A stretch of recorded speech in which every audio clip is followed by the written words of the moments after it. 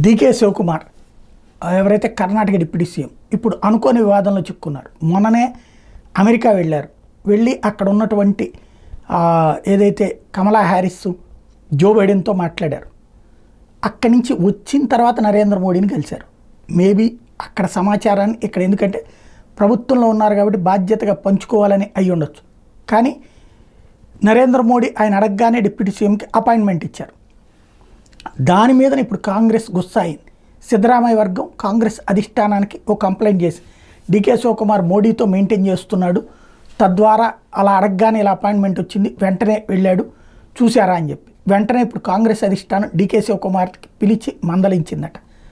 That means Congress పార్టీలో ఇప్పుడు మోడీ చిచ్చు రేపినట్టు అనాలా, లేకపోతే మోడీ క్యాజువల్గా ఇచ్చిన అపాయింట్మెంటు కాంగ్రెస్ పార్టీలో చిచ్చు రేపింది అనాలా, ఎవరిష్టం వాళ్ళది.